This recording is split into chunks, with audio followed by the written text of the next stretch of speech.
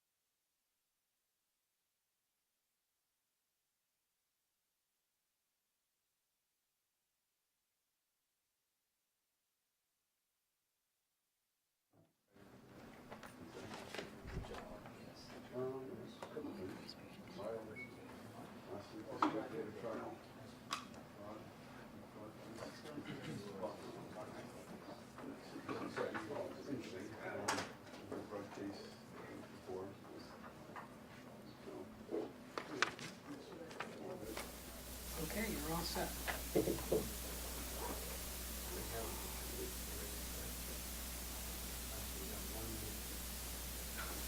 okay.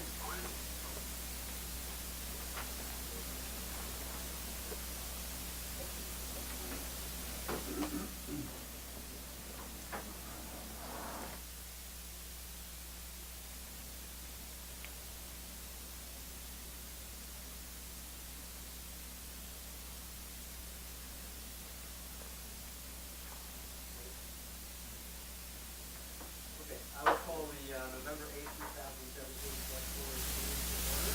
I'll call the I'll invite you to rise and join me in the pledge of allegiance. Pledge allegiance to the flag of the United States of America and to the republic for which it stands, one nation, under God, indivisible, with liberty and justice for all. I'd like to welcome everyone to tonight's Select Board meeting, and if you haven't done so already, please sign in. And if you have a cell phone, if you could offer to silence or buzz, that would be greatly appreciated. And I'd like to offer a special welcome to the village trustees joining us here tonight. Thank you for being here. Thank you. Welcome. Thank you. Yeah, this is just another joint meeting in a series of several that we've lined up and have had. So some good work together. Pat, is there any additions and changes that we need to Yes, consider? indeed, we have one, and it's entitled Fire Service Background Highlights of Peter Molowska. It's agenda item 5A. Hey, okay. Is there anything else? That's it for additions? That's it, yes, sir. Okay, then I would ask for a motion to include this fire service background highlights for item 5A. Thank you, Sue. Thank you, Irene. Any further discussion on that? And I'll ask the same thing for the trustees. Should we include this agenda item? So moved. All those in favor signify by saying aye. Aye. Aye. Opposed? The motion passes 4-0. Second. Wait, who moved it? I moved. Okay. All in favor? Aye. Opposed? Okay. 4-0. Okay, moving right along. On the next item is public to be heard. That's time for the public or anyone to speak to the select board and trustees tonight on any item that's not on the agenda. Is there someone here tonight wishing to speak? I see a hand. Everyone, if you could just state your name for the record, please. Ramona Shepherd. I just wanted to make a comment about the town website. It just seems very static, and I was hoping that someone could look into it and make it more vibrant. Like, you know, you can't find anything about what's going on about the management recruitment. It's not on the front page. You know, you have to read messages or, minutes. There's nothing about any traffic or anything that's going on in town. A lot of the links, like I wanted to check the budget again, I pushed the link to the budget. It doesn't work. So I sometimes have to make public records requests of Doug, Greg, old habits, for things that I think should also be on there that would just make things easier and better communication to the residents. Okay, so you see an issue with the website, Pat? Is there? I think we can, take a look at it. And us is Shannon Munderville, who is the web mistress, and also the IT department, and might even need to hear from you, more direct. Just addendum to John? that same Yeah. sort of thing. You could say your name, John, too. John Shepherd. Thank you. Today I was looking to, get caught up on this meeting, and I was able to find the town and website and stuff. But after that, I really got lost. I couldn't, for the life of me, I couldn't find where this meeting was posted. I'm sure it is. Everyone tells me it is, but I couldn't find it. And it's not like I'm clumsy with the computer. I mean, no more than anyone else, I guess. Sometimes that is not It's difficult to use the website to find out what's going on. Okay. My 2 cents. Thank you, John. Got the message. Thank you. Anybody else wishing to speak during public to be heard? Irene? I received a call from a resident who lives in a non-shooting zone over the weekend, and I guess the hunters are out because we have a lack of signage delineating where people are and are not supposed to be discharging firearms. People felt endangered, people felt panicked because they were hearing shots all day long in an area where they shouldn't. So, because we're going to have that conversation soon, I just wanted to pass along the feedback that I got. Send it to the chief of police. Okay. See about, I'm not sure what signage is I'm not even- out there, so you'll talk to chief? Okay. I will. I'm looking a little confused, but that's okay. It's part of my new look. But Just, I will find out. okay, And Irene, I'll talk to you tomorrow. okay. Anybody else? No? Okay, then we're gonna move on to our business section. First item of business then on item 5A is a discussion regarding the alignment of fire departments. And tonight, we have Pat, will introduce it. We have Chief Cole, Chief Chris Gaborio, and Peter Malaska. Who is an honorary chief and a former chief of the town. So really, we have three chiefs. Honored to have you here tonight. During the past several months, and in the spirit of consolidation of service delivery systems, I have been talking with chiefs regarding alignment. That's alignment of the basic functions and structure of the department. A little bit of history, back in 2006, when two chiefs were called before a merger task force, they talked about what they were doing as far as aligning the department on the primary areas of what they did, budgeting, capital purchases, and training, and education. And the people who were at that meeting sat back after the presentation and said, gee, the alignment is perfect. And it stayed that way for a while, but as things change, things come apart a little bit. And so one of the key people to help set that up in his early days as chief of the Essex Fire Department was Peter Malaska.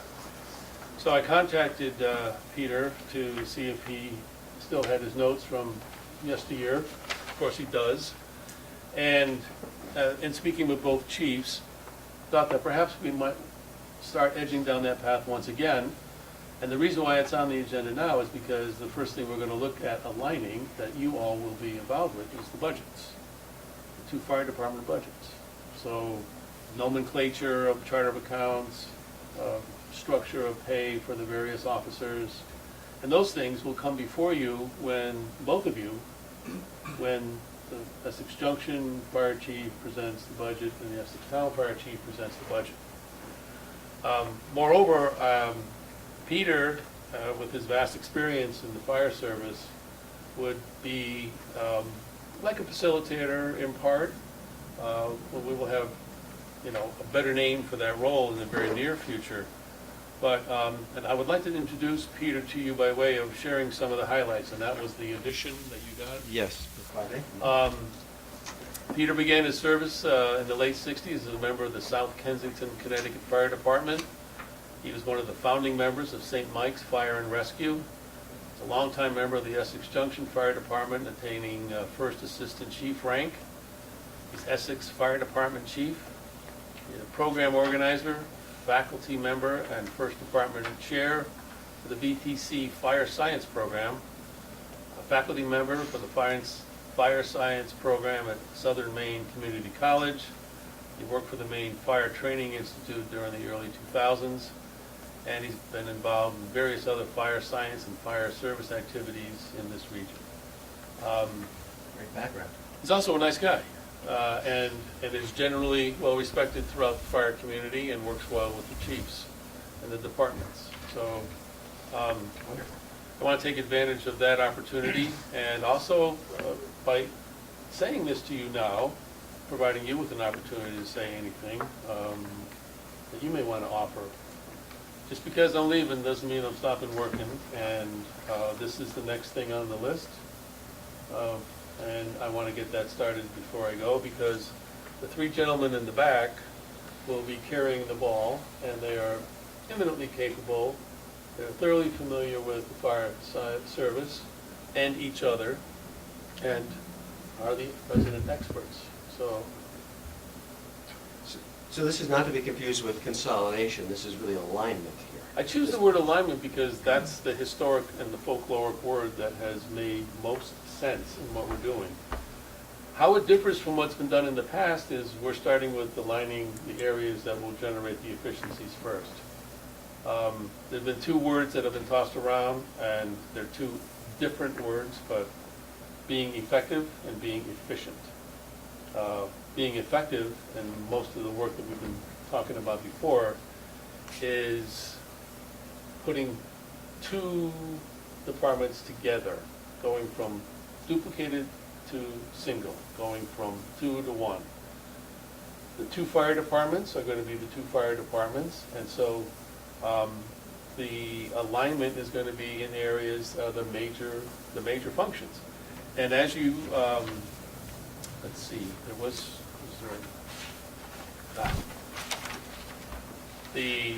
the memo that came your way, November 3rd, talks about the alignment of current departments. Chief officers, no change. Line officers, no change. Responsibilities, no change. Organizational structure, no change. But policy, procedures, and operations and training are going to be the areas of alignment, and the first thing we're talking about within that is the budget. So,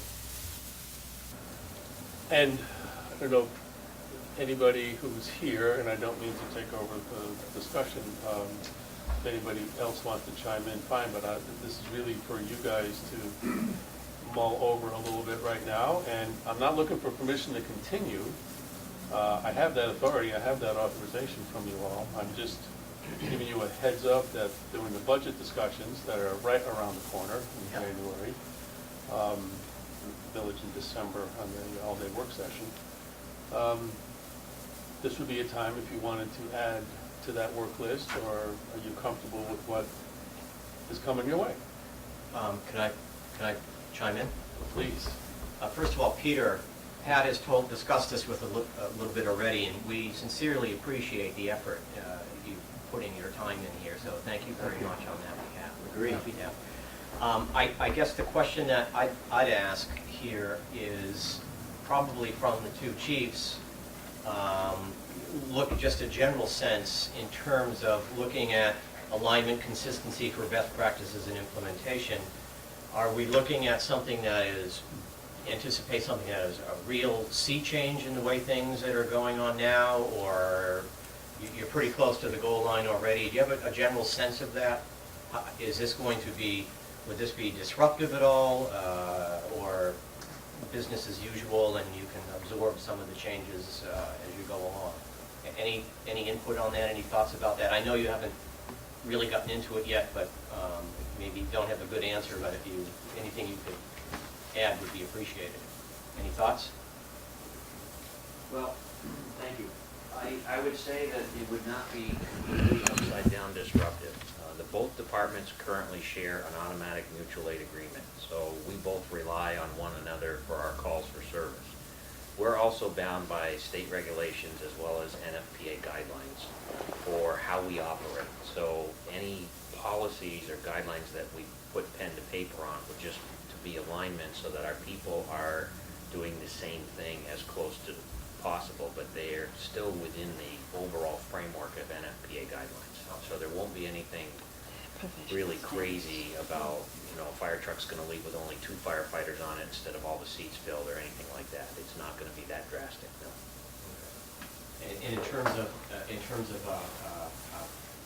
for training or organization, that's nothing in there is substantively going to change, or you don't anticipate anything like that?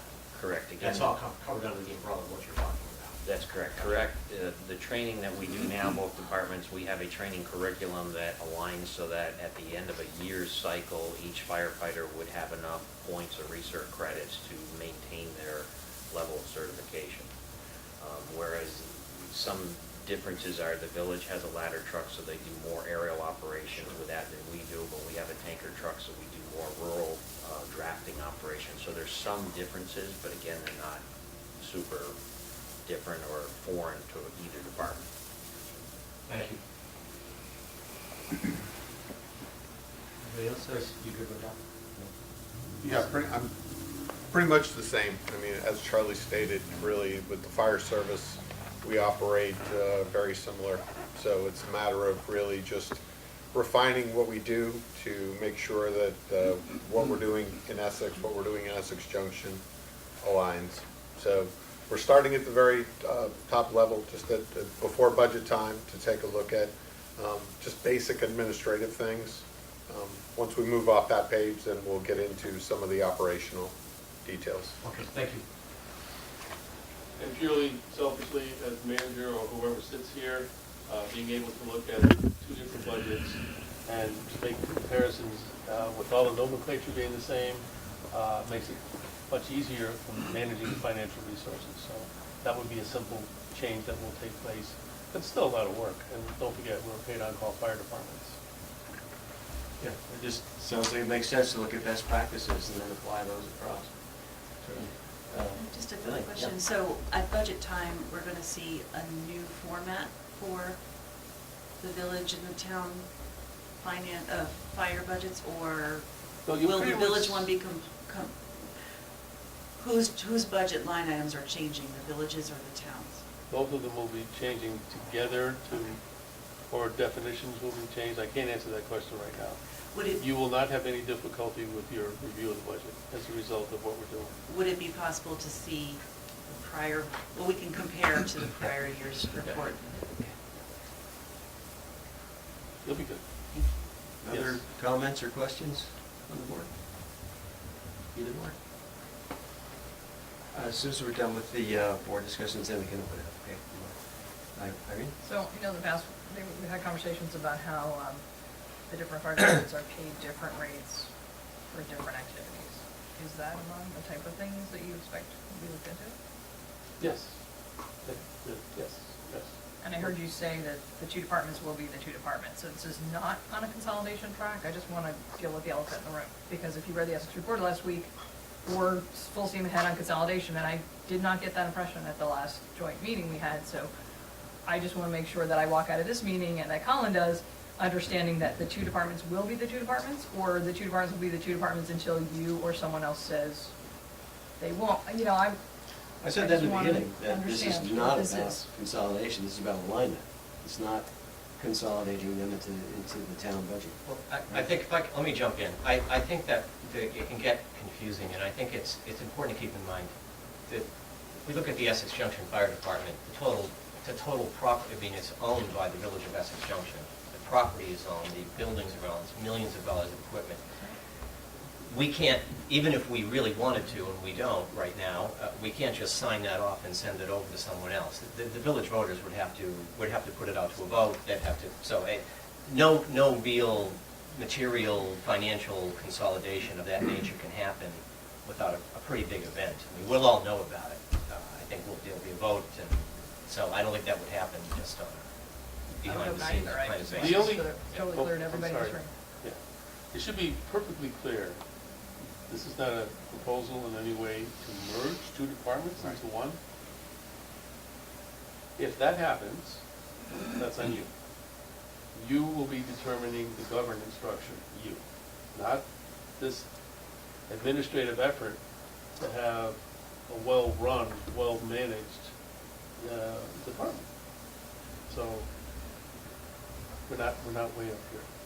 And I'm sorry, Colin, if I didn't read the article. I don't know what was in it, but you understand the difference between aligning a budget with rebuilding the department. And Peter, you look like you're ready to say something. Well, this board, can I make a comment? Please do. Yes, please. I think an easy way to look at this, it's a very limited scope of operation at this point in time. It's taking what each department is currently doing and what we've done in the past and taking a critical look at it now to say, are there ways to make some minor changes in our operational procedures to improve on what we're doing? And so that there's more consistency in areas that need more consistency between the departments to make a seamless operation more efficient and in some cases more safe. It really doesn't go beyond that. And it isn't to increase any expectations of anything than, I think the term alignment, alignment to best practices of each department to work a little bit closer together. Thank you. And it's a great opportunity having you here to help with that, with your background and experience. So I think we're quite fortunate to have your help. Thank you. Other questions or comments from the boards? Everyone good? Irene? So just in response to Pat's comment, that is on us to make the decision to consolidate. I would respectfully suggest that it should also be a decision of the volunteers who actually show up at 2 in the morning and fight a fire. I would want to make sure that they want to consolidate before anyone top-down tells them they are consolidating. 2 different teams that I am aware have a lot of esprit de corps within those teams, and I would not want to be the person to tell them they are merging. I would want it to be something that comes from within, and I would want it to be not just the chief saying it, not just the captain saying it, not just the lieutenant saying it. I would want to hear it from every person who's part of those fire services, that that's also what they want. Otherwise, it, to me, may not be the right direction to go in. So I don't want it to be up to just the select board and the trustees. I mean, if I heard you correctly, it's up to us to make that final decision. It's the How we get there, we'll figure that out at the time. It's a governance question, which is on It's a your governance agenda. question. the It's governance ours. question. How do you not know? It's not anybody else's. Yeah. I hear you, Irene. I understand what you're saying. This I is the agree. staff. These are volunteers. It's I think different. we would all agree with you. I don't think anyone's Okay, disagreeing I with just you. want to make sure it's, Yeah, I don't think I think we're far away from that kind of a scenario. I think we're really, the way I look at this is that in anticipation of further talks about governance, as that's happening, should we get to the point that the 2 fire departments would be ready to be consolidated. But even in that scenario, I would anticipate that they would pretty much continue along the paths they're on already. I don't think there would be, you need a fire department in the sense, pretty much where it is right now in the village and pretty much where they are in the town. And I don't think there would be, even in a consolidated environment, there would really be a big sea change in how things are done. That would be my anticipation of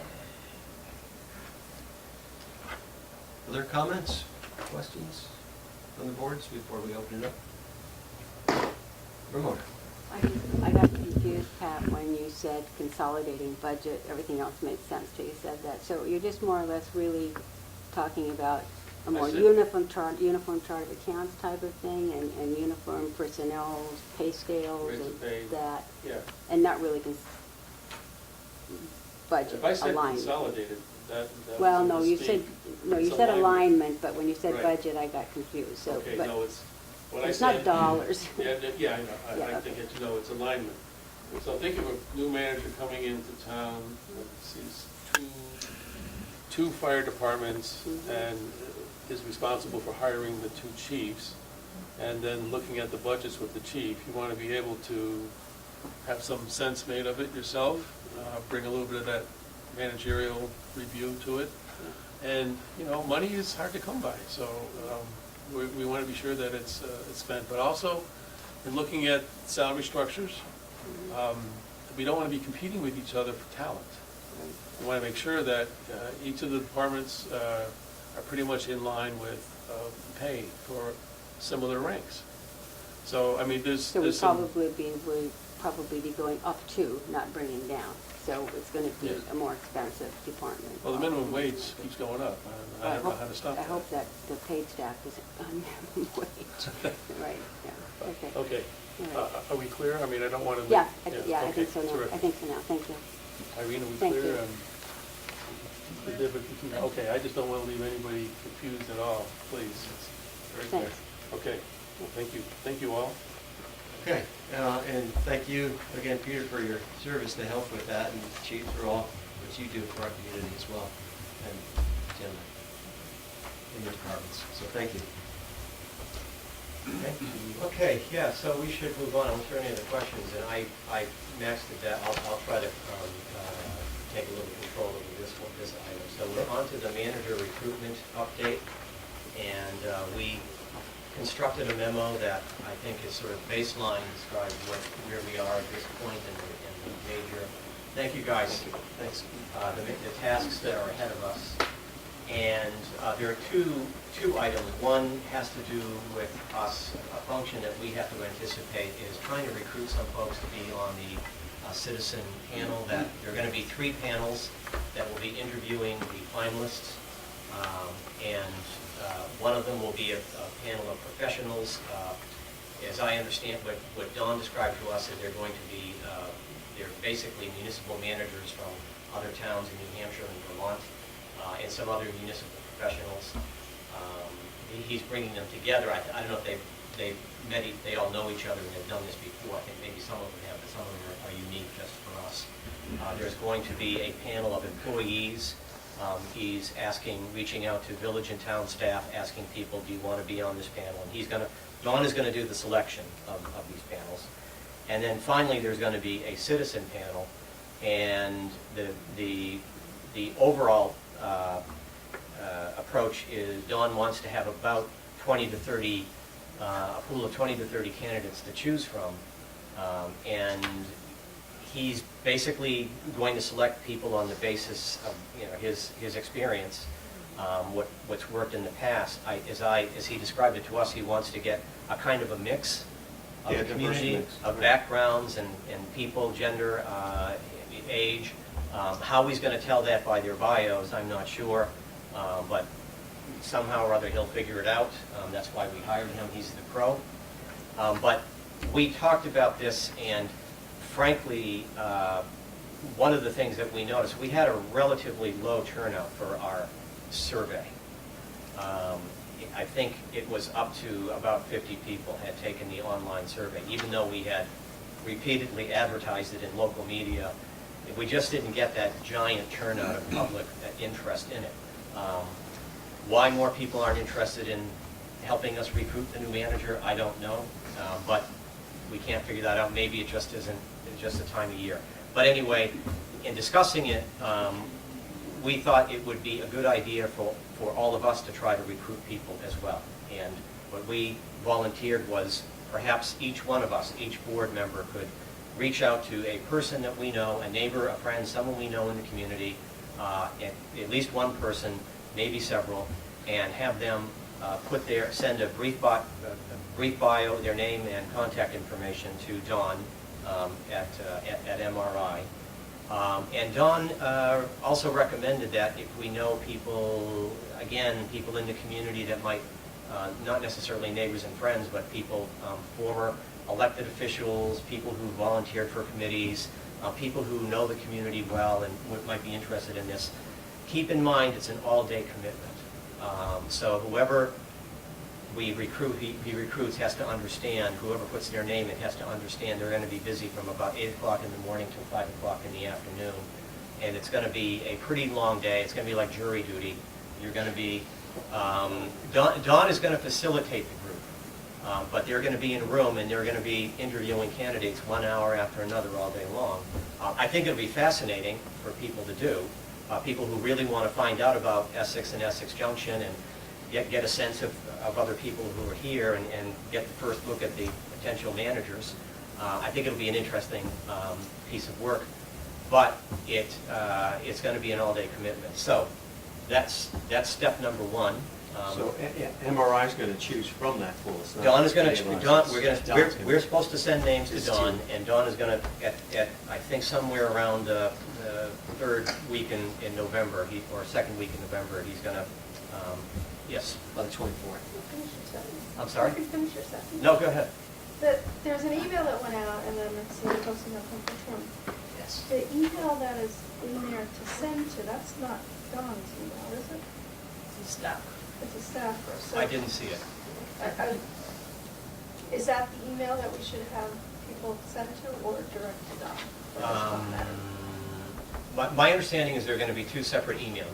One email is going out to village and town staff, and then there's going to be, the one posting for staff, and then there's going to be a community posting, a front porch forum. Already Is that the one you're talking about? That's already gone out, and Okay. an email came out, a blanket email came out from another town. Jen. Yeah. No, what I'm asking about is the contact at MRI that the bio and whatever should be sent to. Yes, it should go to MRI. It's in the letter, the email address is in the Yeah. letter. It's the, whatever's in the letter, Yeah. not Dawn's direct email. Right, whatever. Okay. Sorry, yes, sorry, I misunderstood. You said we're gonna submit names, but we're not for this. They're submitting direct. They're submitting directly to So Dawn. this is You're gonna Liz reach who's out gonna to the get them. Yeah. people to say, And would put you direct. submit this, your name and bio to MRI? Yeah. So they have Should to- this be this should be different people from whom Phone No, interviews or not no? necessarily. I think they can be people who already participated in one of the events already. Either, some people were called and were on the interviews, and so I don't think it matters. And you said it would be like 8 to 5 or 5:30, and it's on the 12th, or December 1st. It's on December 1st. It's going to be all day Friday, December 1st. Yeah, so, Right. So it's a big commitment. I got a question from a resident who wondered if they're being fed lunch or if they're just getting Yes, lunch. yes, they're going to be fed a delicious lunch.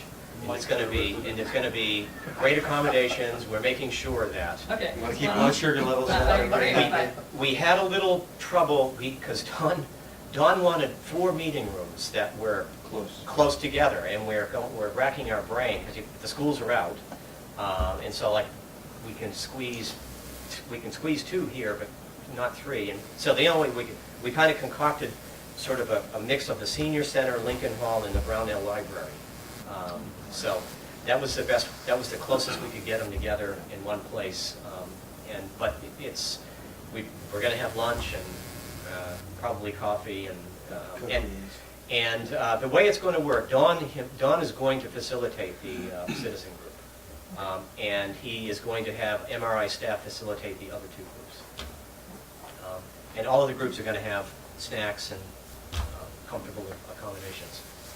Can I just, and on behalf of the candidates who will be interviewed by Don's facilitating the citizens group, he's going to stress not to do his job by trying to, call back in people's homes or do some of your own research, and he will have done that. So Yes. there's a confidentiality that you really have to hope for, because there's only one vacancy and there may be 6 or 7 candidates for it, so the vast number are gonna go home empty, and so, the finalists generally let everybody know that they're a finalist. Yes. But the preliminary rounds, not so much.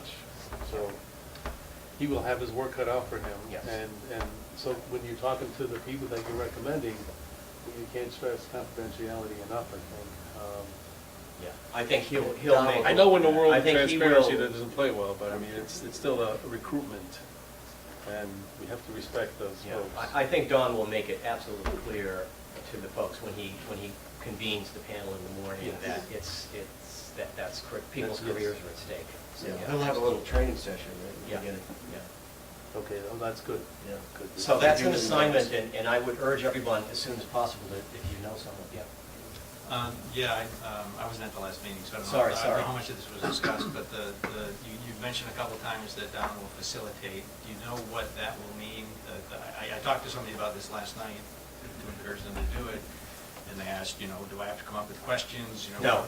That's kind of what I thought, that it would be somewhat. Good questions, yeah. Everybody's going to be asked the same questions, kind of similar questions. He is going to give, they're going to be given questions. And the questions that they're going to be given are derived from all the other inputs and information that he's gotten from us already, from the survey and interviewing people and so forth. They're going to be sort of extracted from that. He's going to come up with a list of questions. And as he said, he is going to tell people, for example, when you ask, there might be 8 or 10 questions.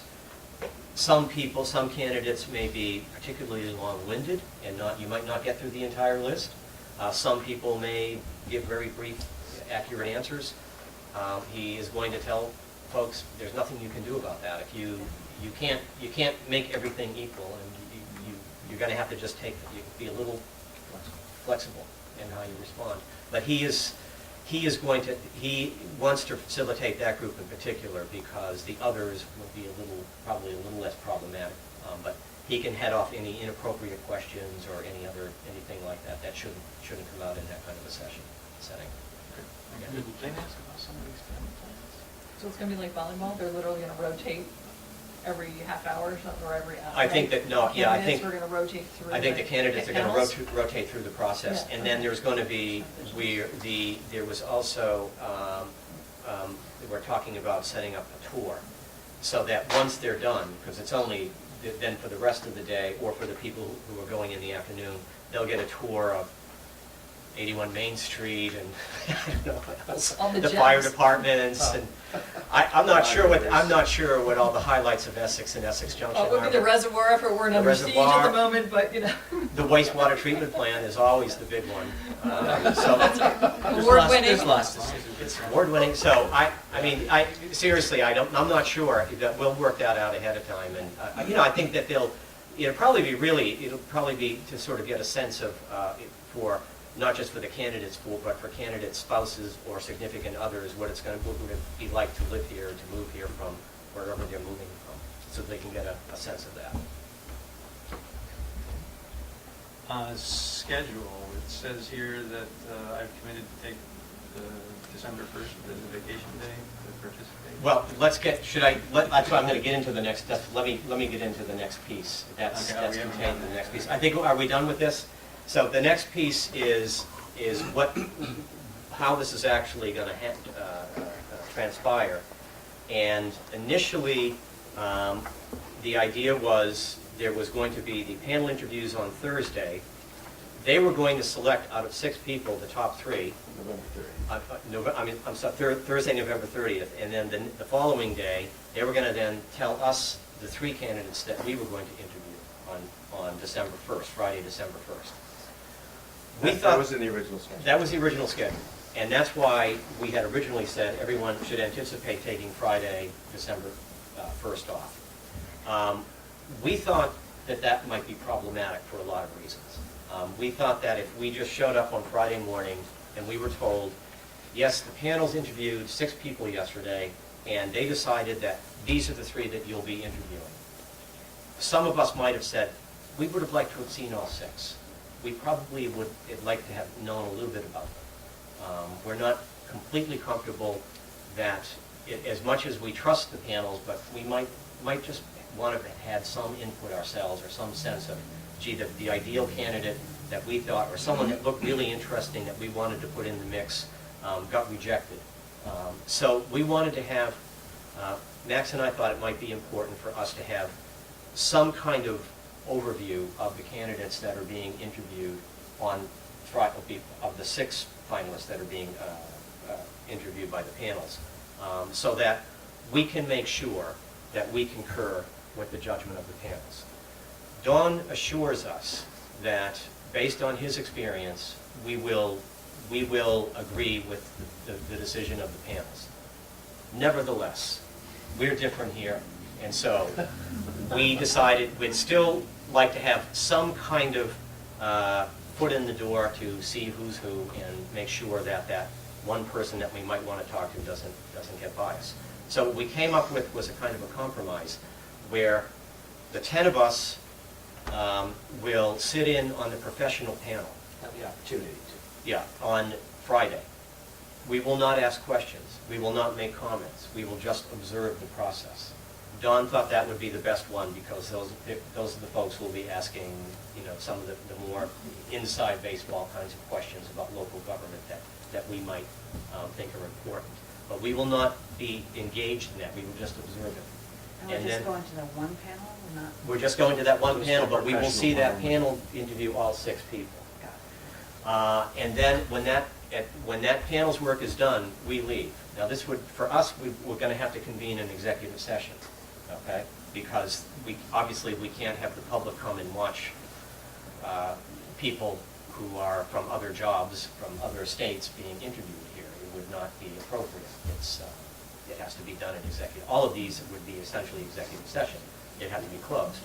We can't have the public there. So we would have to convene this in executive session, like call executive session when we go into it, and then come out of executive session when we leave. And then we will go off somewhere. At the end of the day on Friday, the 3 panels will convene, and from their discussion, they will select the 3 candidates that they believe should be passed on to the select board and the trustees the next day. They will tell us, so that we will have seen the 6 candidates, and we will see the 3 that they're selecting. We'll know the 3 that are selecting, and so we'll have a chance to make sure that we agree with the decision of the panelists. Is that clear, what I'm saying? And so the following day is when we will then interview on Saturday the 3 finalists. And that'll just be the 10 of us, and Dawn will be in the room. Again, not so much as a facilitator, but just to sort of be a guide and to make sure that, again, no inappropriate questions are asked. We might ask something that, by us, that we might think is perfectly innocent, but no, you shouldn't be asking that type of thing. And so that's how it goes.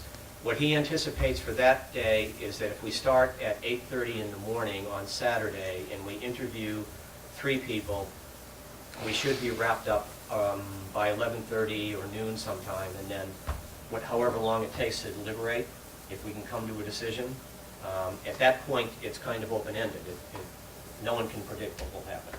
But that's the obvious. It may be completely the ideal situation is it's completely obvious to all 10 of us. We make the selection, and then we go on to the next phase of negotiating a contract. On the other hand, if that's not what happens, and we can't come to a decision, or we want someone to come back, we want to see someone else, it's kind of open-ended at that point. But there's ways to deal with that too. Yeah, yeah. Don has dealt with all the, we asked, well, what happens if this happened? And he's, well, here's what you do. So he's kind of, as far as I can tell, he's dealt with all the different scenarios of what happens when you don't come to a decision at that first juncture. So, yeah. Curious, will Don be doing background checks of all 6 prior to the meeting? Because if you're gonna go from 6 to 3, you don't know on the front end which one, so.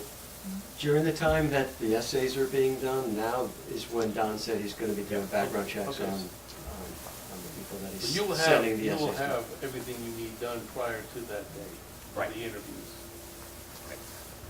As I understand it, Don will give us questions, but I think we can also ask our own questions. The only thing we have to try to do is be consistent. We And can't ask those yeah, to the yeah. others. So, but he'll guide, he'll help, he'll assist us with the process, but he's not telling us exactly what to do in the interview process either. Questions? Not a question, but if we specifically talked about Friday, December 1st last time, I apologize because I completely missed that there was a date assigned to it. I don't remember it either. This was a Okay, surprise to me, too. It was on the schedule that we all got. We didn't, maybe pointed out I remember us specifically. kind of talking more nebulously about the process, but I don't remember like specific dates, Thursday, Friday, Monday, Tuesday, whatever. So for me, that Friday is totally not gonna work, so I can make the Saturday. Yeah, I think it's, obviously the Saturday is the must, we must make the Saturday. I think if you're comfortable that you don't need to go to that, because we're not making, I don't have a choice, it's the Friday, it's the first Friday after Thanksgiving, so there's no way out. There's no way you can do it. No. Yeah, it's gonna be tough, it's tough, I know. It's a tough time of year for scheduling anything. Well, we have a big launch right before Thanksgiving, so. Yeah, so I think that's fine, and if one or more of us can't make it there, it's fine. It was just, we wanted that opportunity in case some of us wanted to observe, and I think the Just 2 as of a us check wanted and to balance. observe. Yeah.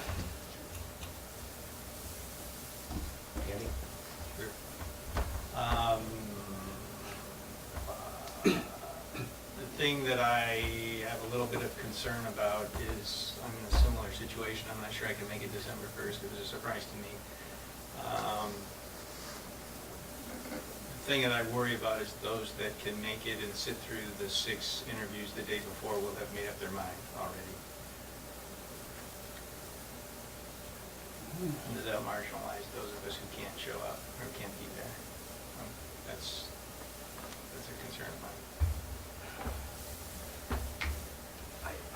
I don't know. I mean, it's hard for me to predict Right. what Yeah. people are gonna react. I mean, when we were talking about this with Don, what he kept stressing to us was that the 3 candidates that get passed through by the panels, you will agree with our decision. I don't know if he said, did he say it's always happened that way, or? Well, He pretty sort of much. implied that Implied it's that. always been this way. I've been through this a lot, and when those three panels make their decision, the boards inevitably agree with it. I can't be any more accurate or truthful than that. That's what he's saying. That's what he's telling us. And so, I don't know if that assuages your concerns or not, but Well, one of the reasons that I was in favor of hiring somebody to do this was so we wouldn't have to spend a lot of time doing the hiring process ourselves. Right. So I'm more inclined to let Don do his job and yeah. give us the three candidates, and then we all come in fresh Yeah, that Saturday morning without preconceived opinions of it, because some of us may have seen them the day before. I'm very concerned about that. So you would say we don't have to. We can. It's not a requirement. It's not a requirement, and we thought, we were advocating when we did this, because we thought that there would be some desire to see the six finalists. But if everyone feels very strongly that we don't want to do that, then we could renegotiate it. Dan? I agree with Andy. Ultimately, we're not even going to be able to have a choice in the matter. What you're saying, Dawn is going to make the decision on the three finalists, and... Well, he works for us, though. Right, he does. But the thing is, he's going to make that decision, and we're going to do the interviews of those three. And like Andy's saying, that, if we watch the interviews on the other three, that, all six, that I don't know, I hear what he's saying, and I tend to agree with him in that sense that, when he says that this is the way it's always been, and that all the boards he's been before have always agreed with the three choices, or whatever number they picked, is he saying that has he ever had a situation where a board has come before the selection process and sat silently and observed that process as what you're proposing? I don't think so. I think most boards okay. have gone along with it. But Okay, he kind of just said it's flexible, and as Max said, he's working for us, and so when we Right. said this, he said it's fine, we can accommodate you. And I would add that the other thing that he is kind of saying, that, he's passing three along, but it might be that just one is so much more the obvious choice than the others, but you're getting two others that are kind of okay. But there's no sense if there are a couple of people that you can just clearly eliminate, there's no sense in putting them and putting us through a day-long interview process. So I think that's why he kind of felt three was a comfortable number. But, Pat? Yeah, I would strongly suggest that three be a comfortable number, because if one bubbles up to the top, there's no guarantee that if you extend an offer, it's going to be accepted. True. So you're really going to have to, weigh Good heavily point. the other two. Very good. Very good point. I'm okay with not having the select board participate on Friday. Oh, really? If that's, Okay. So, I don't know. what they would like to do. I'm good with not being there Friday. Well, Sue?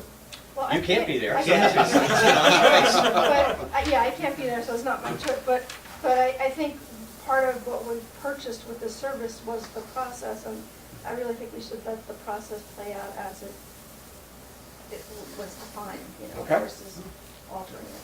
Well, this is good input, yeah, I Andy. think the other thing that we do is it really shows that we're putting the trust in the process, but also putting the trust in the community members and the professionals doing this, and that we don't have to control it. Yeah.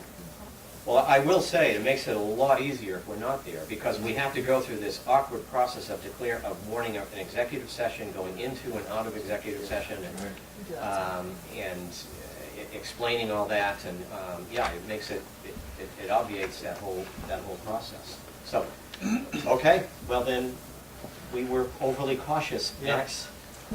The one thing you won't be able to do, though, is if there were four candidates you'd want to Yeah. see, because, there was one that got cut because you had to go to three, but maybe we'd want to see, so we won't have that opportunity, but, maybe that's okay. Okay.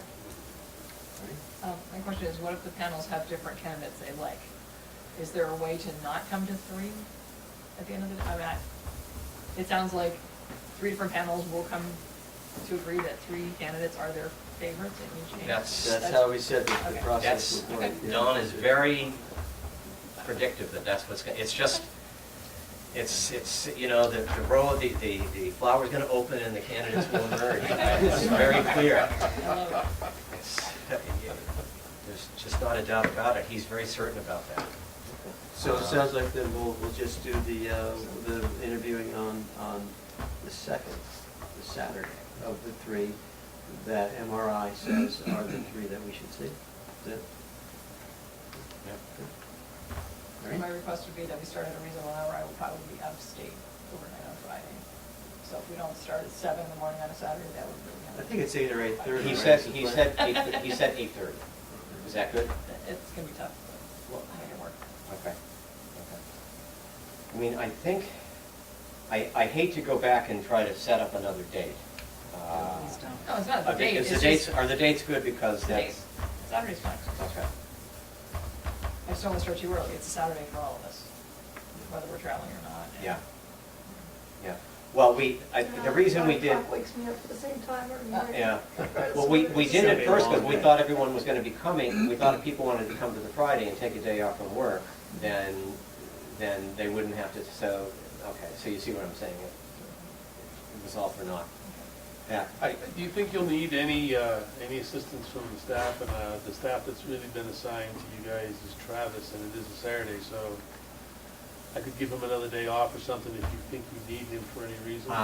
We might have logistics issues with buildings or something that we'll want to have somebody. I would say definitely yes, and in fact, I would say maybe Travis and maybe one of the village staff as well, someone who knows their way around Lincoln Hall. Well, it doesn't have to be a senior person, it could be Darby. I was trying to get a rise always. Thank you. Or one of the people one of the folks in the office, but I mean, someone who Yeah, knows I'll their figure way it out. around the offices and the library and everything. Just want to give him advance notice. Yeah. Yeah. I mean, I would recommend that Travis, I think Travis had made contact with Darby and Patty already. He may have. And to set up the meetings, the rooms and everything, so, but I would just say encourage them to, maybe a couple of them to be there, because that would be helpful. Any other comments from the boards on this? I think we're doing good. Okay. And I know that John has something he wants to say.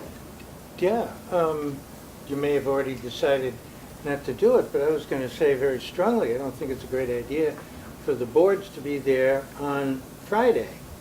You know, one, you're doing double type of second guessing type of thing, and that sounds like, well, what the hell are the citizens there for anyway? You don't need them, you're going to do it twice.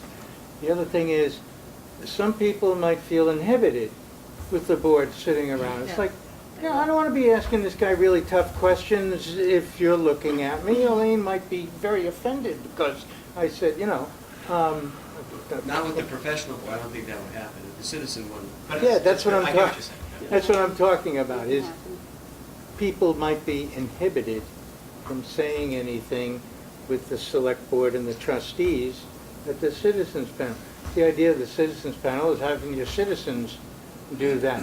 Let them do it. Don't try to control it even by, you know, playing Big Brother. You're not. I know that. I understand from what George was saying what the real intent was, and it looks like, oh yeah, that makes perfect sense. But it's one of those things where, you know, really good intentions might not be getting you what you want. You know, so there was that part about inhibiting the citizens, letting them do their part. And the other thing is, oh, wait a minute, you're also doing a double type of thing, and maybe not even equally, because some people can't be there or would be there. You know, like Andy was saying, it's like, whoa, just stick with the original design and leave it be. Yeah, that's fine. And change the date, because I can't be there on Friday. That's just me. Yeah. I don't think we can change the date. I know. We go over that He's one more joking. time. He's They- joking. It's gonna.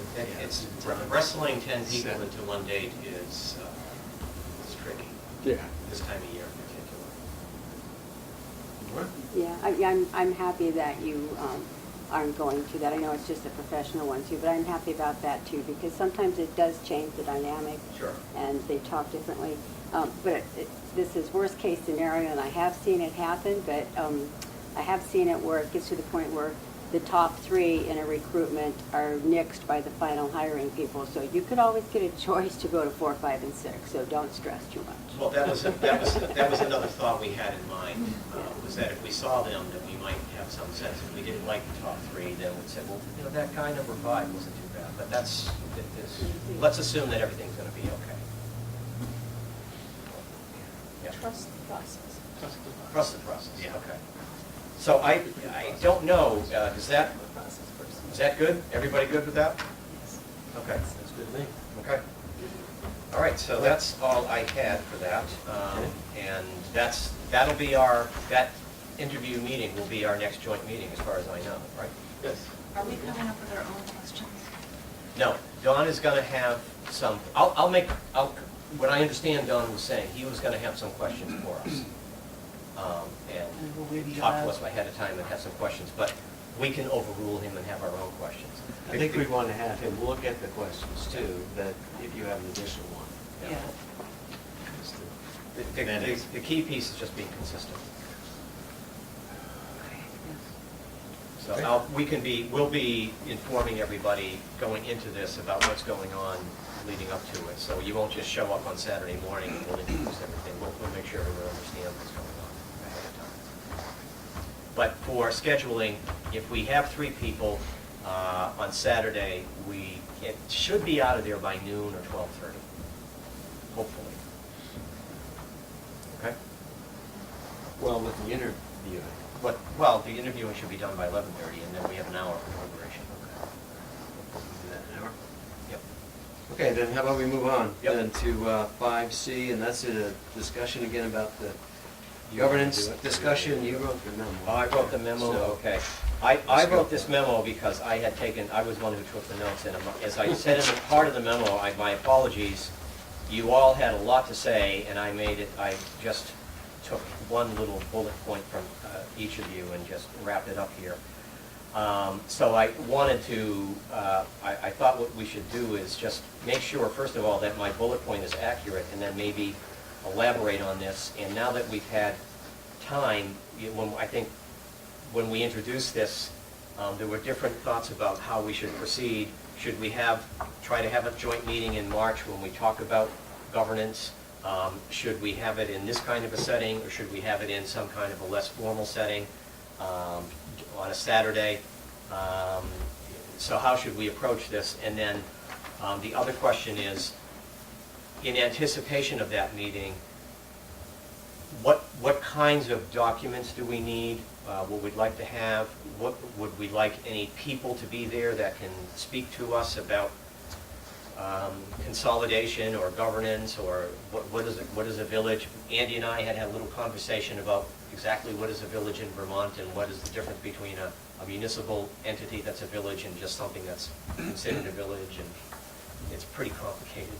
So we want someone like that to come who can talk to us about that. So I just thought we'd try to flesh it out a little bit more. Elaine? I have some. Yes.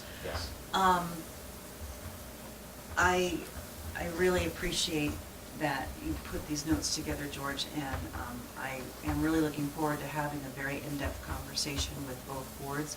I'd like to recommend that we do have some kind of off-site work session that would be public, but not around a U-shaped table, but rather we are all in a room together working, having conversation. I think it would be smart to have this conversation facilitated by somebody who has expertise in local government. Maybe it's someone from VLCT or someone from Vermont Institute, or from, not sure who that would be. Someone like Susan Clark, or a person who has some expertise in different forms of government.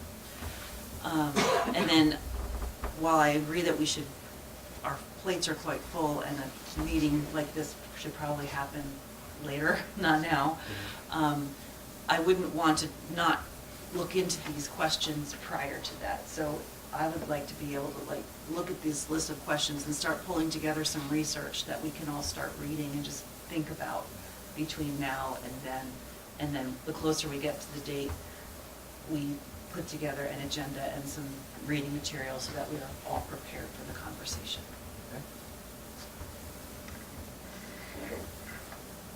We could add line items to this too, and there's actually one I'd like to add. That's to understand the tax rate impact to the community as a result of a merger, and then outline a plan to mitigate that impact. Okay. Have that discussion.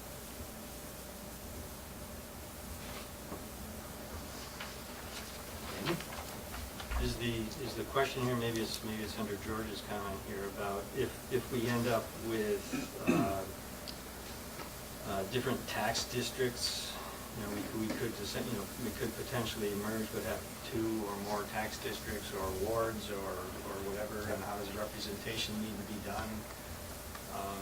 Can you have 3 budgets, a general budget, a village budget, and outside the village budget? Have different entities, different groups vote on different pieces like that. You're really thinking about this. I have been thinking about this a lot. Those are great thoughts. The other one that could be significantly challenged would be to go to a direct democracy, where you have a group like us set policy, but everybody vote on it all the time. I know there's significant challenges to that, as far as making sure that only the right people are voting. But I don't know. Yeah, that's probably completely impractical. But Well, as a first step with everything you just asked, I mean, what in a very practical sense, like the idea of 3 budgets, for example, would you want to ask someone who has some expertise? right, is there a legal way to do that? If you have multiple budgets, who gets to vote on which ones? Who sets those budgets? How do you? Would you want to ask the question ahead of time, and then they send us the answer and we read it, or would you like to have the person there to be able to ask the question? Phone conversation. Yeah, you get material, have it to read, and have a conversation.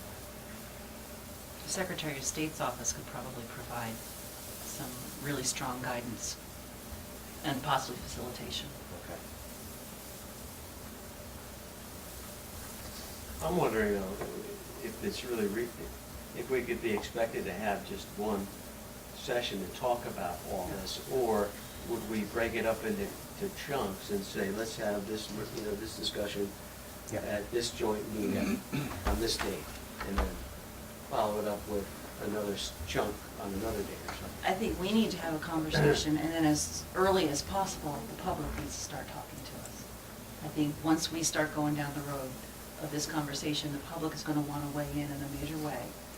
And there's, we have the egg group who will definitely want to have a hand in this conversation. And I just totally jumped in on Sue's request to speak, so I apologize for that. That's okay, I wasn't sure if you were not raising her hands, but, I was just being rude, sorry. So my comment at the last meeting was, I don't think any of us are the experts in terms of what are the options, and I think Annie just threw out some great brainstorm ideas, but unless we actually kind of get fed some of, original expertise knowledge on what can we do, Right. it's hard to have a real conversation. So what I was thinking was, how do we tap into maybe some different perspectives of the expertise? Maybe it is, people that have had experience and are in government in some capacity, but maybe it's also there's some academic, who just has deep knowledge of government and what the options are in Vermont and in the U.S. in general, So I would think that it would be very valuable to have people in a room that we could actually fire questions at and try to get some answers and get some clarity. Okay. That was my. Okay.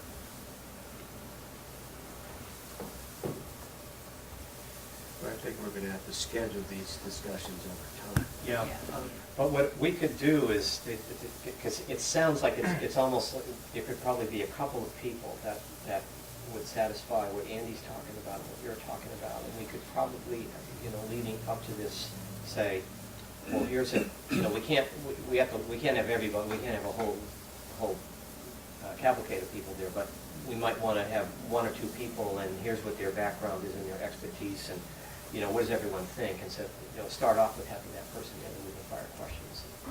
Does that sound like a? Irene? I'm already Delia Clark might be available since she led us through TGIA.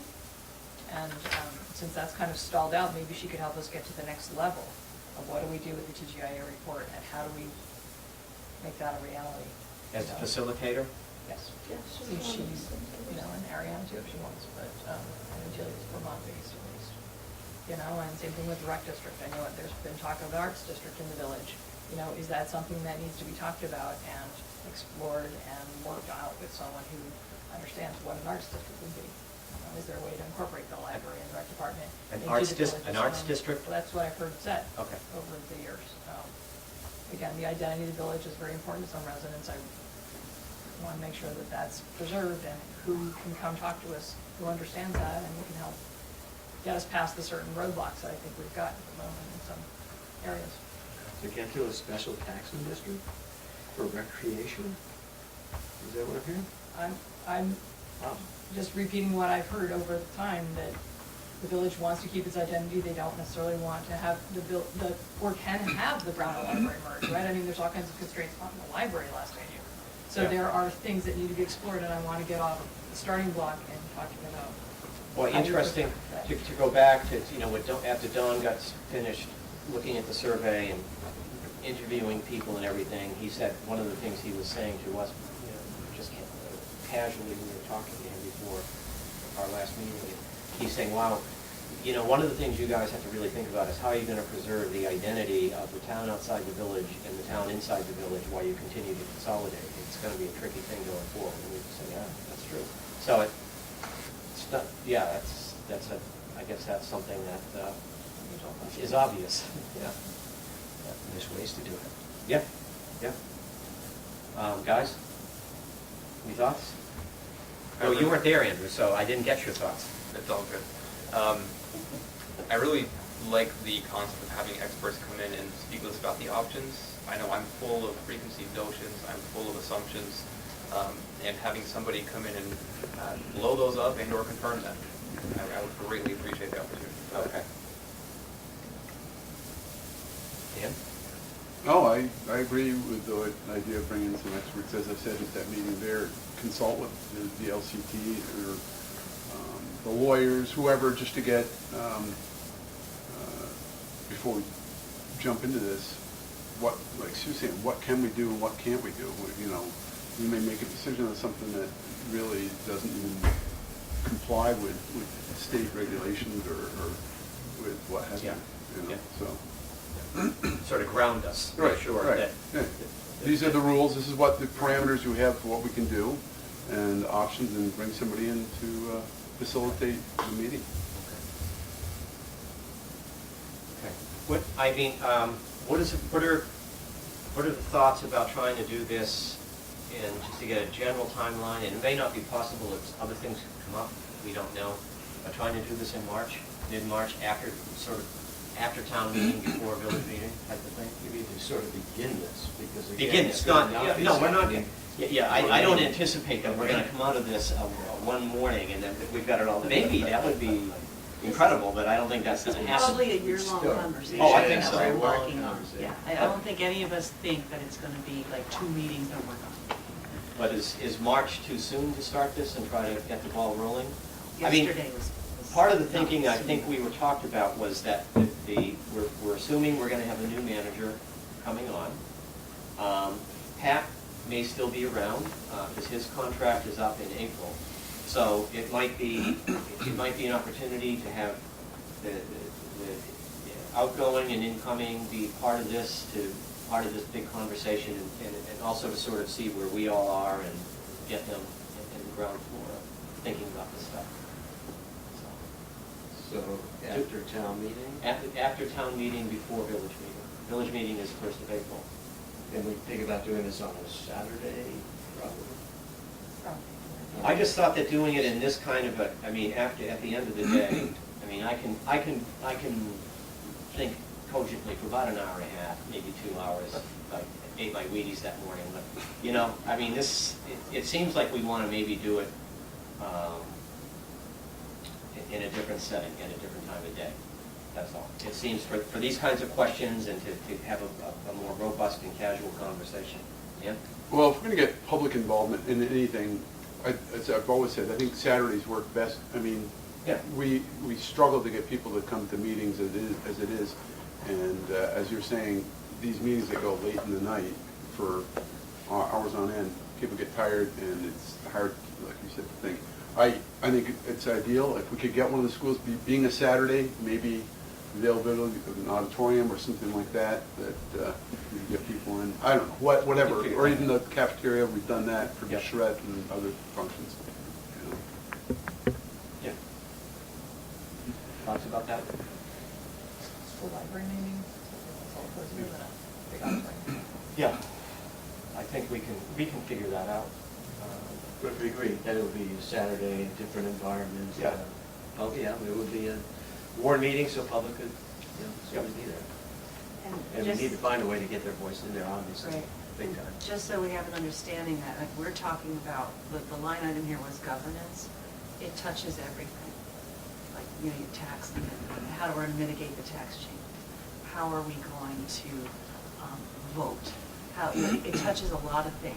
So it's a long conversation that we're embarking on, and I hope that all of us have the attention span and the political will to have this conversation. It's a difficult conversation, and the public is going to have a lot to say, and it's going to be very varied. So I just want everyone to be prepared. There's some folks in our community who have really been waiting a long time, myself included, to have this conversation. So it's great that we're going down this road. I'm really grateful to everybody at the table for being willing to start this conversation. We'll see what comes with it. Any other thoughts about this? Good? Okay, I'll try to do a little bit better summary and focus a little bit more and get it out to you all. And then, again, we probably won't discuss this again until we're actually doing it. Okay? Okay. I don't anticipate. Well, we might just need to give updates about Yeah. who we have lined up. Andy? Maybe that's what you were just saying. My question was going to be, do we have any actions between now and then? Right. Well, I think what I could probably do is just try to, maybe if we have a joint, maybe it'll get to the point where we'll really need some decision making, but what we can do, what Max and I could do with your permission is that we can try to get some names and, people like Delia and look into some state people at VLCT and possible facilitators and try to slowly put a list together and send it around. But if it gets to the point where we have to talk about it and make hard decisions, then we'll probably have to bring it up at a joint meeting sometime between now and then. Well, we're going to plan on joint meetings anyway going forward, right? Yeah. And this should probably be a standard line on there, Yeah. How are we on the Okay. path to get there? Okay, And maybe give updates let's as to try where to we get are. more organized and then we'll That's get to the it. next Yeah. one maybe. Okay. Yep. Make sure we're on the glide path to get there. The glide path, that's right. The glide path? Is that like a lean term or something? It's in there. Oh, okay. Yeah. So we don't crash into the river. Okay, so we good with that? Yep. All right. So then we go into 5D, and that's the manager evaluation format. So we've been kicking the can down the road a little bit. Yeah, Ben, do you all have a copy of information with you tonight or Yes. electronically available to go back to where we were before? The question is, do I have it? Share mine with Right. you. Oh, yes, I do. So just by way of the historic folkloric, back in 2015, Brendan Kelleher did a research effort, and quite a substantial one and an excellent one, on various evaluation forms for manager evaluation that reflect some of the expectations that people have who are citizens, as well as some of the expectations that people have who are elected by citizens and evaluating a manager. There were a couple of formats that bubbled up to the top, one of which is the one that you have. And the one that you have comports quite nicely with the ICMA University. Now, I'm making a galactic leap here, assuming that you will be continuing your membership with the International City and County Management Association. I highly recommend that you do. It's a wonderful source for information. They have put together annual conferences that focus on 8 pillars of excellence, 8 areas of concern. I mean, they market it along the 8 pillars of excellence, but essentially there are groups of skill sets that from time to time are important. And they're not always the same, and they're not always at the same time. However, there's an annual opportunity that managers have, and even those who aren't in ICMA, though they pay a little bit more to go, to one, self-assess each year in where areas that you feel that you would like to learn more about, and particularly if it's something that's going on in the jurisdiction. And then you have an opportunity to go and learn about what's going on. Moreover, and for me, far more importantly, if you bump into people that have already done what you're embarking on, and having a cup of coffee at one of the breaks in the sessions, you get more information sometimes from that, because you get an email address where you can access documents and other things to bring back to the municipality. So I'm being long-winded here, but the various groups that are identified in this ICMA University is probably relevant in some way, shape, or form. Now, to make the form that you use to evaluate useful, you would want to be able to say, if you said, gee, Pat, you suffer from a lack of ability to text and to stay current with the technology, why don't you figure out a way to get caught up here a little bit, because we want access to you that way as well. And although I would probably cringe a bit, I would say, well, at the next ICMA conference, I'll see what they have and attend it. Or if there's something locally, at Champlain College, for example, I would do that. So that would be the kind of constructive, area-focused skill set development that would take place, that you could see some measurable return thereafter. And then if, I still wasn't responding to the text, then you can have a more important conversation with me as it relates to my future employment with the town, or what have you. Areas that are generic, I think you'll discover them through the interview process, but they're things that you should carry on anyhow, such as management style. I'm sure one of the questions that you're going to be getting to ask the finalists are, please describe your management style. And then you can decide for yourselves whether that person's management style, and you hope that it's going to be accurately portrayed, fits in with what your expectations are going in. Now, I have a certain management style, and it has worked for me. You may not like it or not, but it's stood me in good stead all these years. And if I were interviewing it, I would tell you what my management style has always been. And if you didn't like that, don't hire me, because those kind of things don't change. They're part and parcel of the whole individual. There are opportunities to learn new and different styles that are perhaps more effective with a different generation of employee. So there are opportunities to go to, again, the ICMA conference and learn about different generations in the same work environment that you are supervising. And if you're not from one of those generations, you do need to understand the expectations that other people have in the workplace in order to be an effective manager. Budgeting, well, that's something that you don't need to annually evaluate, because you're going to see it every single meeting. You're going to see it during the development of the budget, and then you're going to see it at times when staff has to come to you for spending the money, going out for grants and other kinds of things. So you're going to see budgeting skills, financial management skills along the way, and that'll be easy to evaluate irrespective of the forum. Organizational roles.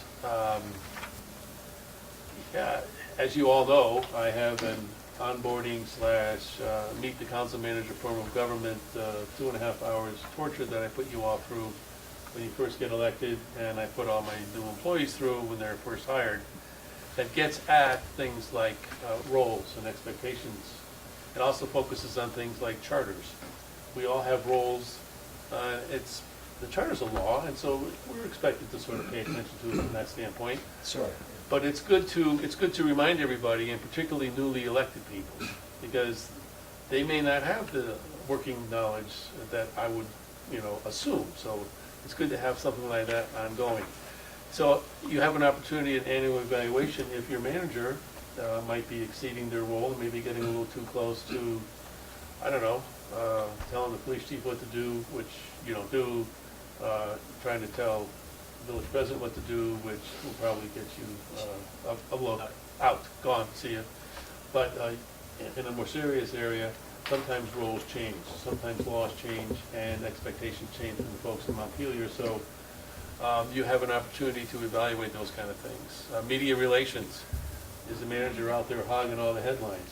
That's not what managers do. In fact, when I first met Colin, I said, look, we're going to get along real well if you do not write my name in there. I'm not the reference. We have two capable leaders who are the spokespersons for the community.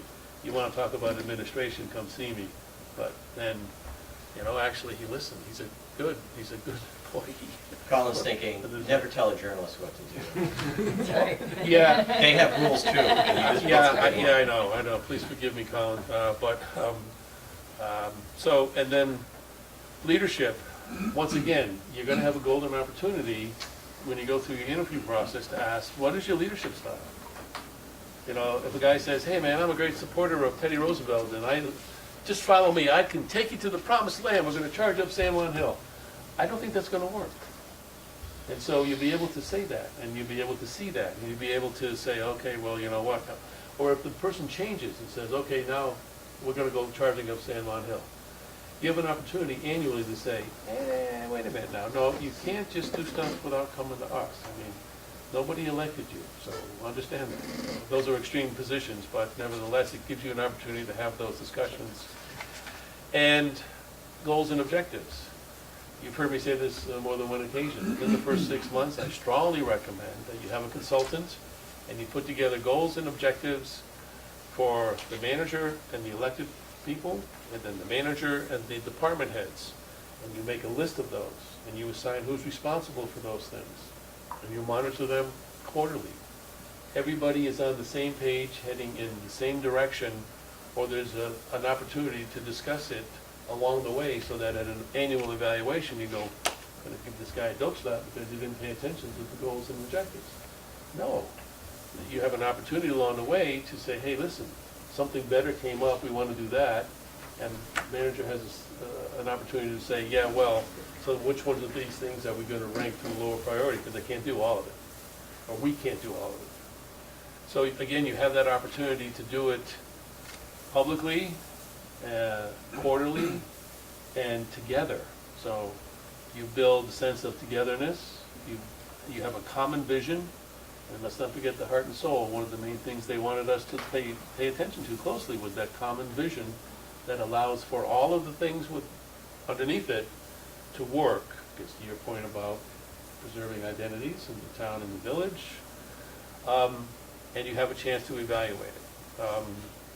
So in a form like this can be very useful in some of the areas, particularly if there's something that's very current, and not so useful in other areas. I mean, recruitment. Has the manager recruited excellent personnel?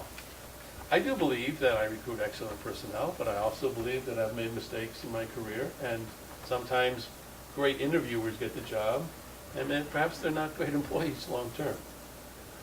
It happens sometimes, and so there are other things that the manager has to do to gain your confidence in, are we hiring good people? Maybe the follow-up question is, are we retaining good people? Employee retention is also a way to evaluate what's going on, but it's a self-evaluation of you guys as well. Because we all have an impact on how our organization is going to work, and what the morale is, and what the budgetary decisions that are made during the budget are going to have for impacts.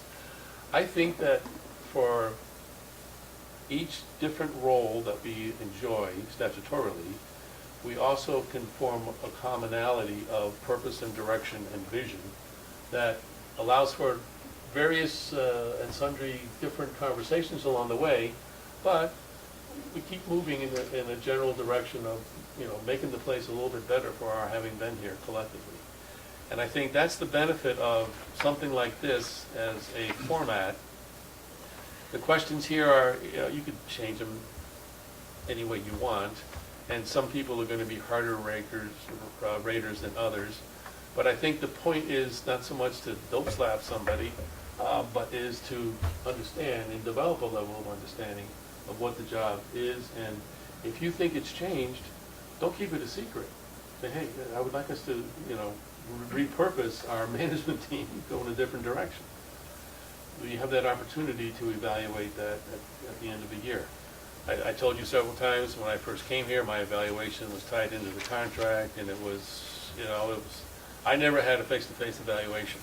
They talked about performance, interpersonal skills, and personal skills, and we kind of evolved into the manager and the chair had frequent chats about the manager's or the staff's performance at a meeting.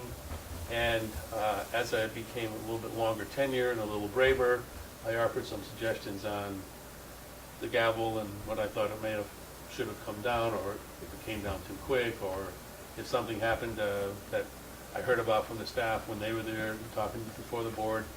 And so it was kind of an ongoing two-way discussion, and I still do that today. I have always done that for everywhere I worked with chairs. And it's not because the tail's wagging the dog, it's because we are on the same team, we just have different jobs. It's like a quick big football team. And we all know what Bill Belichick says, do your job. So, the center is not going to go out for a pass because he's not going to be able to block for the quarterback. But Tom, I'm open, give me the ball. Tom's flattened out because the guy he should have been blocking got through. So I tell my staff, do your job. You tell me, do your job. And we all try to do our job as best we can. And this is a golden opportunity to say, when somebody isn't doing their job from your standpoint, and you don't do it at a public meeting, you come to me and you say, hey, we would like to see more of this X, Y, and Z going on, or how come we're not picking up the Christmas trees, or, just ask a question and you'll get an answer. It's real easy. Communication. Well, that's part of it, and, I was blessed by having great assistants along the way who were much better communicators than I am, particularly internally, and I actually learned how to be a better communicator from assistants, and guess who I have now? Former scribe. So, it is important. I try to communicate with the 10 of you, and I don't know how successful I am sometimes. I do my best. I'm passionate about my job. I love this place. So sometimes I may come on a little louder than normal or a little stronger. But passion is something else you have to try to evaluate. Don't hire someone that doesn't have the passion for the job. It's a hard job, but people who choose to do it, if they have the passion for it, are going to love it, and they're going to love you, and you're going to love them. Anyhow, so back to the evaluation format. You don't know everything I do. You don't see me. You're not expected to. You're not. But you do have some expectations, and a good place to communicate those are at an interview. Not interview, well, at an interview, yeah, but in an evaluation.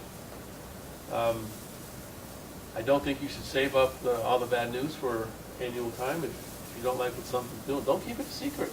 And good news. Huh?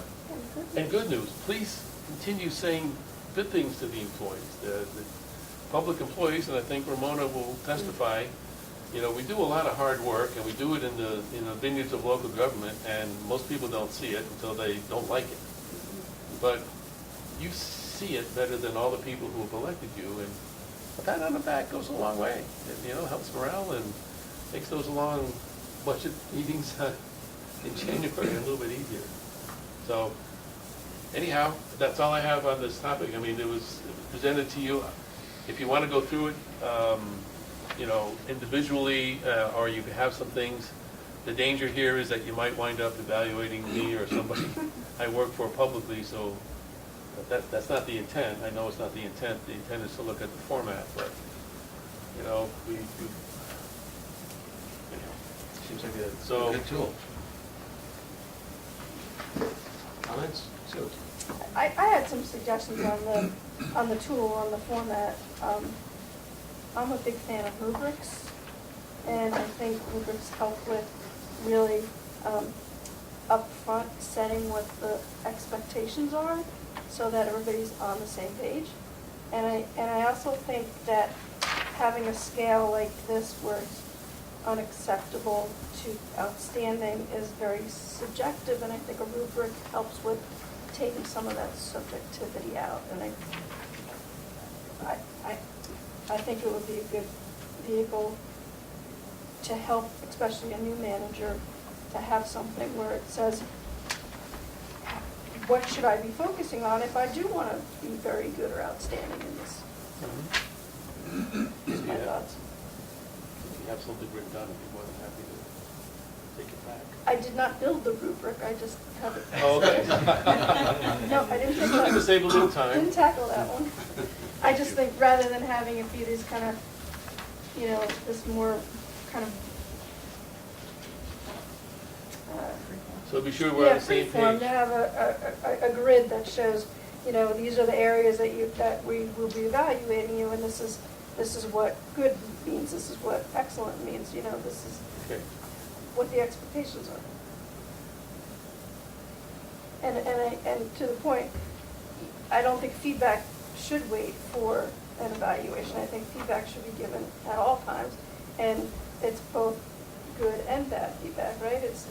It's ensuring that if somebody's doing something good, that you're reinforcing that, and they're going to continue to do that. And if they're doing something that isn't helpful, that they know that that's something to change in. Yeah. Shouldn't really be any need for surprises at these evaluations if Absolutely. you have Should that never be. communication ongoing. Is there, if we have an edit or two or an addition, should we just send it to Send it, you yeah, or Travis? because this can be, send it to Travis, and we'll mark it up, and I was just thinking, since we paid Don, we're gonna be paying him up to, $17,000, maybe Don's got something that he has found successful in his many visits throughout New England, Right. and maybe he's been asked by other clients, what is the best way to evaluate a new manager? That's a good point. There may be some ideas there that Yeah. we Worth asking. thought, doesn't cost much to ask. Good idea. Other questions? To me, just reading these and reading the text of the headings, it sort of stimulated my thinking in terms of interview questions that I'll be asking of the candidates, so I appreciate that part. Again, it'll be a conversation if we succeed in all hiring the municipal manager. If we pull this off, it is going to be interesting how we're going to go about evaluating that individual. That'll have to be a big conversation. Is there going to be a village evaluation and a town evaluation, or is there going to be one standard format for doing it? It'll be a very good question. This is a good guide, though. Yep, it is. So if you would Travis like to gonna mark back- it up and send things back Yeah. to Travis, that would be very helpful. Yep. If you're happy with it, would you also let me know that I like it a lot. make you happy? I can tell you right now, I like it a lot. Well, I'm sorry. I'm done. It's not something that we're going to be locked into for No. the duration of that. So I'm not really so concerned. I agree with Sue. As you said, when you started, the process was far different. It's Yes. come 180. It's so. We'll probably this is great to start and to come together and have an agreement of how to evaluate the manager, and but then as years go on, I'm sure the evaluation process will change as well, as everything else does. Continuous improvement. Yeah, just whatever works, and, like you're saying, the things that exist today that didn't exist before. Andy brought it up earlier, that, without I think computers or cell phones, or somebody was talking about it, who knows what'll exist, and as far as management and government process, you know, for,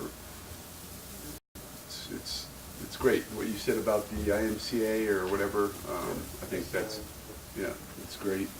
To have something like that, you can keep everybody up to speed. It's good. Okay. Anybody else?